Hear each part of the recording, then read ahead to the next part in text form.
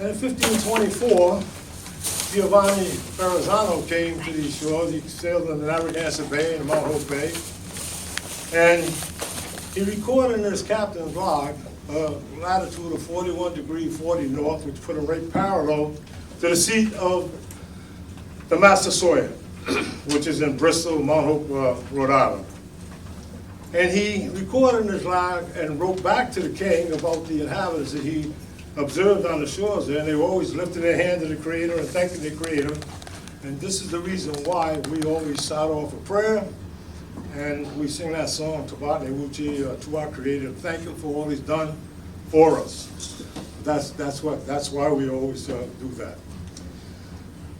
It was, I guess, about 100 years later when the Pilgrims came to these shores, and they ended up in Provincetown, but they weren't able to set anchor there because the Norse Indians were firing on them, and so they kept coming down the shoreline until they ended up in Plymouth. And the reason why the Norses were firing on them is because years earlier, under the guise of trade, they had taken some of our people captive and took them back to Europe. And you probably heard of Tisquanto. We call him Squanto. But that's how he learned their language. And he became a valuable asset to the Pilgrims because he was the interpreter also for the Massasoit, but he betrayed the Massasoit. My name was given to me by the powers of our tribe, which is a spiritual leader. We didn't have a medicine man, we had a powers, which is why when King Philip went to war, he had to go to the Nipmuc, his mother's people, to ask their medicine man, was it all right to go to war, and he was told not to go to war, so he never heeded the advice. I am a 10th generation great-grandson of the Massasoit Osamequin who welcomed the Pilgrims to this country. I'm the 9th generation great-grandson of Metacomet. You know him historically as King Philip of the King Philip Wars.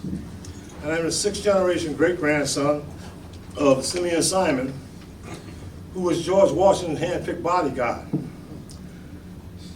Now, Simeon Simons is the Indian you see in the boat crossing the Delaware, George Washington. When George Washington came to Patchogue, Connecticut to take over the revolutionary forces, he stopped in an inn there. And Simeon Simons was out there pinning all his men. He called them in, he wanted to know who he was. And Simeon showed him a deer skin with the insignia on it, which was the star and the 7 crescents, which is why I always wear this star, because that star represented the Pokanoket people.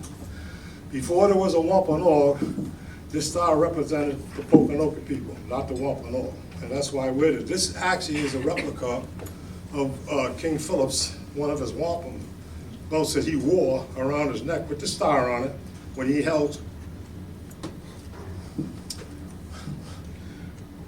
when he was in conference with his sub-chiefs. So in other words, whenever he met with the chiefs that served below him, he wore this here wampum. Now, this is a replica of it. It was made for me. And Simeon Simon, he went with George Washington and became a Continental soldier and received a pension from the United States government as a Continental soldier. I have those papers here with me. These are out of the National Archives in Washington, D.C. These are actually his papers. That's Simeon Simon there in that corner with George Washington. The reason why I tell you about Simeon Simon is because that is King Philip's great-grandson. When the English came to this country, this whole area here, southeastern Massachusetts, all the way down to Cape, Martha's Vineyard Island, Elizabeth Island, Prudence Island, out there, Quindig Island, were all known as Pokanoket country, and then later King Philip country. Any map prior to the King Philip War, 1675, 1676, will say right on it. In the indexes, it will say on it, Pokanoket country, King Philip country. I can show you this here if you want to see it, but I have the maps. This is the John Sellers map, which was, John Sellers was the map maker to the King of England. And this map was done in 1675. And it says right on it, Pokanoket country, they never heard of the word Wampanoag the first 50 years of encounters with the Europeans. Then they have the Harvard map, and these are the maps that some have been hidden until the World Wide Web came about. These were in these institutions of higher learning, and you didn't have access to them. And so basically, except for the Smithsonian map, which is of a Handbook of North American Indians, volume 15, it'll tell you the same thing, Pokanoket country. These maps were all made prior to that King Philip War. The lands of the Pokanoket went were even more extensive than that, because our territories went all the way up to New York State. And a lot of people know about the areas here and down the Cape and southeastern Mass, but what they don't know is that the Massasoit was married to the Queen of Nipmuc. He actually died in Nipmuc at his wife's village in Quaborg, which was up in Brookfield, North Brookfield, Mass, West Brookfield, Mass. The Massasoit, before the King Philip War and before the Pilgrims came here, he lost his first family to the Great Dying, which was the plague. And I don't know if it was smallpox or what it was, but 1616 to 1619, he lost his first family. Nadawanhat, who was the Grand Sachem of the Nipmuc, gave his daughter in marriage to the Massasoit Osamiquin. Massasoit is a name, is a title, it means great leader. He was a great leader of one of the larger Indian nations in colonial America. His name was Osamiquin, yellow feather, in our language. A lot of people think Massasoit is his name. That was actually his title. And so basically, he had a family by his wife who was Nipmuc, and those kids were the people that you know historically as Wamsutta, Po-Metacom, or Metacomet, or Metacom, whichever you prefer, who was King Philip. He had a daughter named Amy. He had a daughter named Matasiak, and also a son named Sakanuku. So he had 5 kids by his Nipmuc wife. And Wamsutta was actually the chosen person to be Massasoit. He was the one to follow in his father's footsteps. He was groomed to be the Massasoit, but he didn't really get to serve in that capacity because he was called up to Pilgrim, and he was poisoned.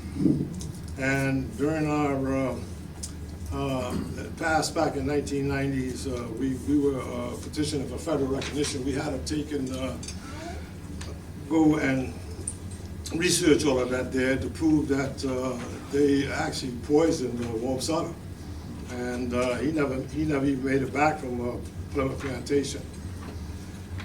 A lot of people think that the Massasoit lived down there in Plymouth. He didn't live in Plymouth. You don't even know where the Massasoit actually lived? You don't even have any idea? Well, he lived in Solms, and Plymouth wasn't part of Solms.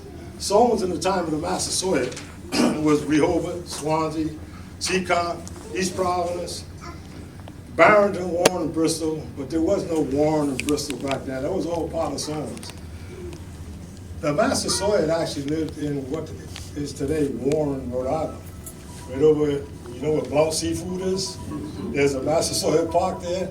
That's where Governor Carver, who was the first governor of Plymouth Plantations, emissaries came to speak with the Massasoit.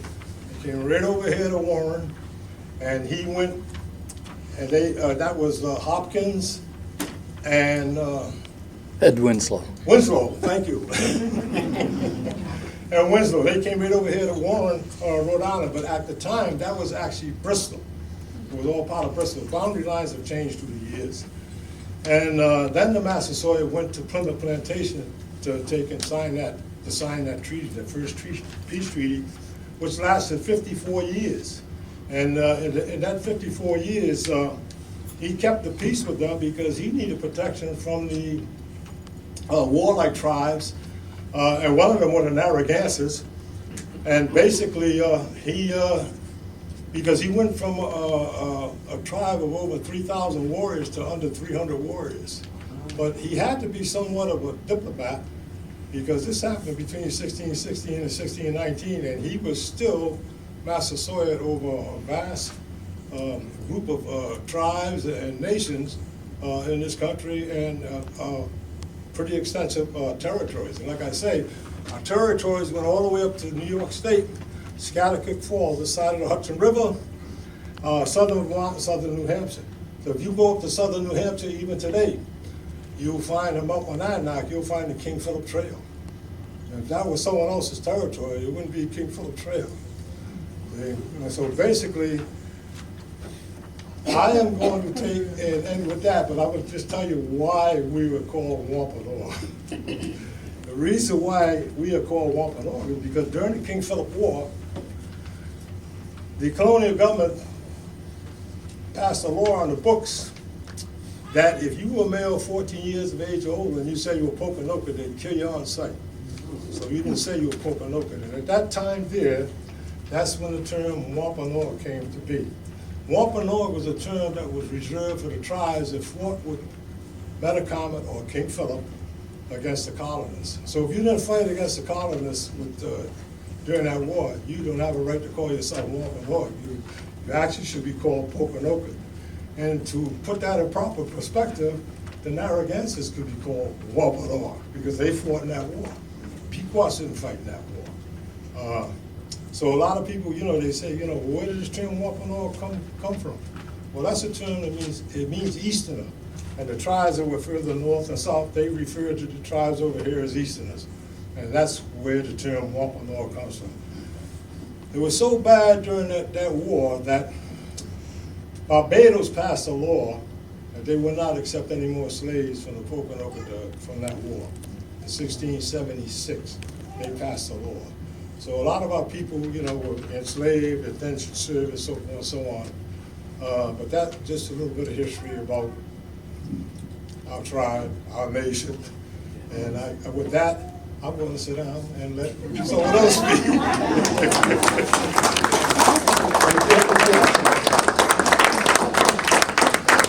If you have any questions, I'll be glad to answer them. One thing I wanted to say, though, is there's a mural in downtown Providence, Indian Princess. It's on the building there, it's about 3 stories high. Princess Redwing. Princess Redwing was a chief before me. She died in 1988. She was recognized by the council chiefs on the East Coast as the squaw sachem of Pokanoket. And so basically, she has done more to take and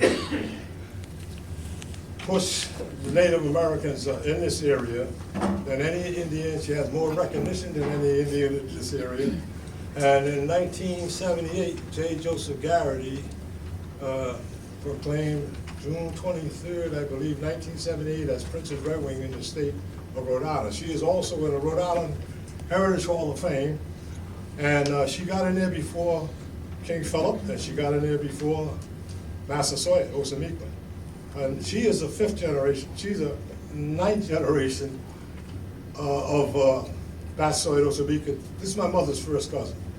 In other words, she's from King Philip's line. In order to be the head chief in the Pokanoket tribe, you have to come from King Philip's line. We have a council of chiefs, but the last Massasoit was King Philip. And that's why in our tribe, the head chief has to come from the Massasoit line. When Philip was killed, Anawan, who was the head Painisi for the whole nation, he was the general, he had the wampum belts, but he couldn't keep them because he didn't come from Philip's. He didn't come from the Philip's line, but he was actually the Massasoit's brother-in-law. He was married to the Massasoit sister, so that's why he turned the belt. So there's a little bit of history. A lot of people don't understand that. It's called protocol. You don't step out of your lane. Right? So consequently, I have chiefs from different lines, because we had a council of chiefs. We didn't have a chair, a head chair, and a president and a vice president. We had a council of chiefs, and they're from the different family lines. So consequently, Ork is from Anawan's line.